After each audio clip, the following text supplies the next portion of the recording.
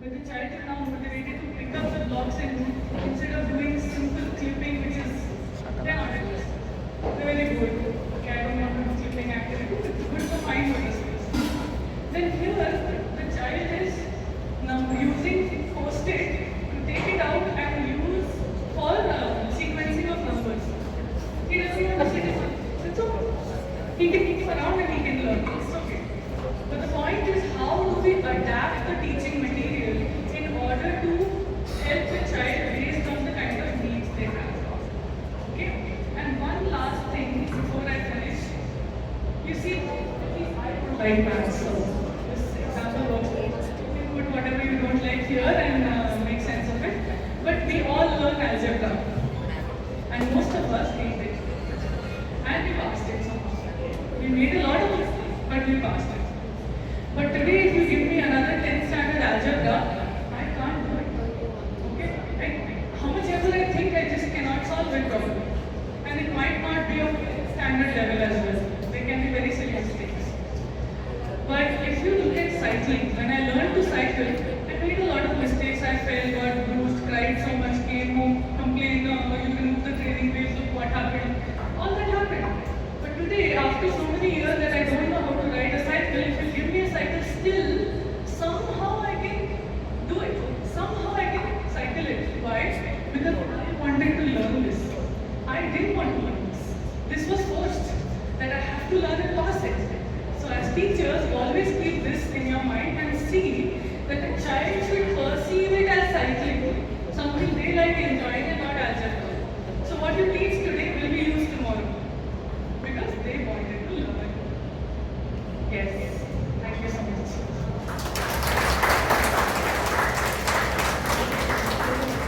Yeah, I will show you one video of sessions. Sitting therapy.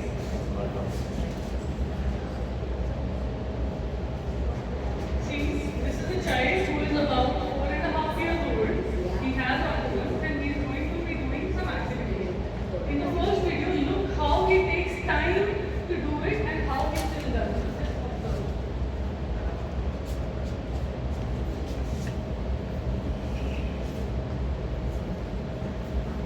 It's an L with L in the hand.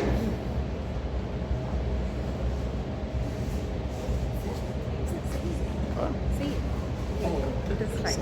It is recording.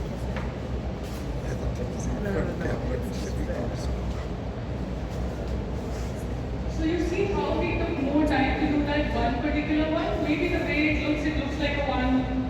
He's thinking something. Give time to children to process. You gave an instruction, wait for some time. Next time when you give instruction and give prompt. So there is a pairing in between your instruction and what was done. Instead of continuously repeating, do it, neither does he register anything nor will he prevent any independence to perform. So, if you give instruction and you prompt, next time you give instruction and you half prompt. So there is some level of independence that comes in that activity.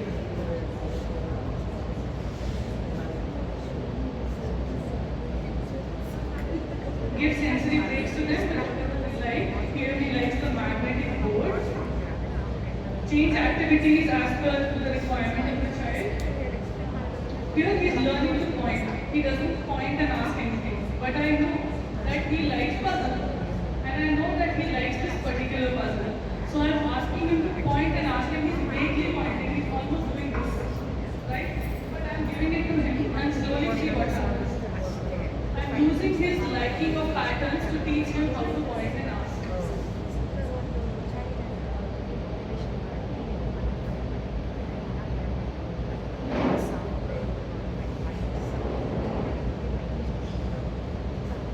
After this, he starts pointing and asking me what are the vegetables, which he was not using pointing to ask anything. Right now, within the physical space, he's asking. One by one. Then he stands there to catch the ball. That kind of social understanding that it's my turn and I'm not catching it.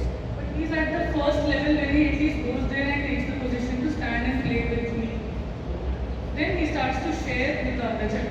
He didn't want to do, he always wants to do it in the same pattern and like that. So how did I change that? Give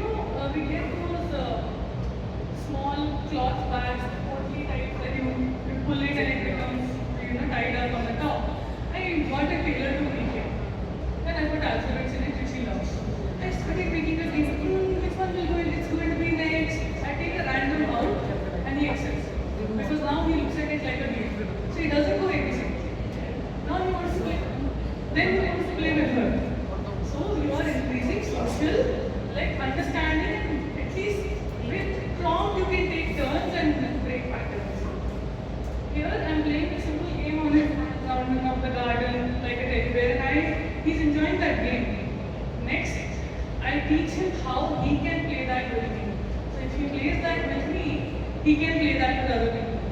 But he doesn't know how to plan the movements here. So I'm moving my hand for him to understand.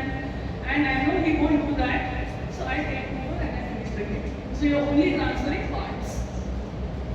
Thank you very much.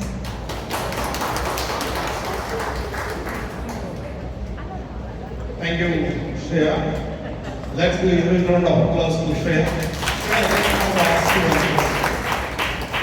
Usually when I come here, my knees must shake like this. Was it the same with you? You came here? Or was it- Yes. Yes. Anxiety is necessary even for me. For everyone, yes, that is right. So once you come here, how did you feel? Yes. That is, the butterflies flies up from this one. Once you come here, by the time you come here, there is always that it's human nature that the butterflies will be tickling our stomach. Thank you, Shreya. I request Dr. Rashmi and Madam our First Lady, Madam Shobha, to hand over a token of appreciation.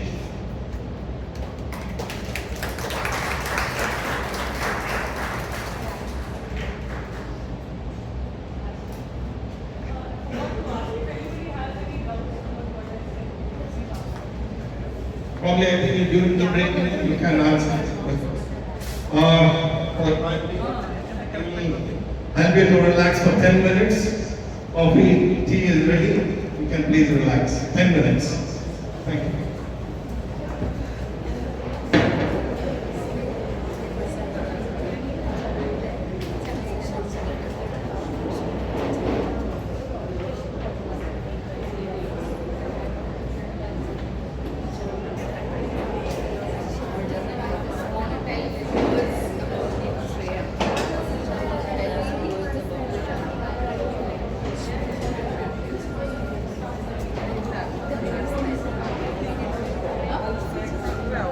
Just all attention please. Dr. Anita, one to speak in favor of Shreya Bali.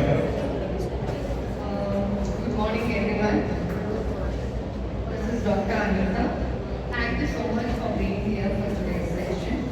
Of course, we did have two wonderful sessions today morning.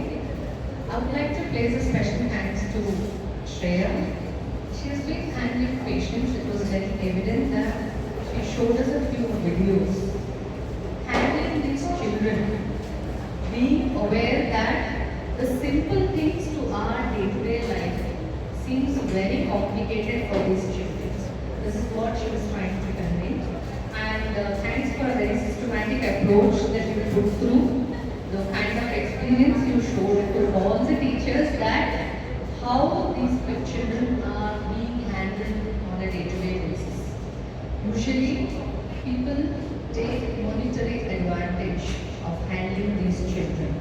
But we must say special thanks to people like Shreya or Rajendra sir who have been handling these patients without the kind of selfless attitude. Even Nagendra sir. The whole intent of organizing this workshop was that you play a very key role as teachers. Early identification of this situation or condition for a child can happen only in the schools. Usually the parents, they tend to take it for granted. If there is any variation, I don't know, so these, they are always taken granted kind of an attitude. Thank you, Shreya and Dr. Rajan, both of you, for putting in your immense experience and all the efforts our Rotarians have put in. A round of applause for all of them.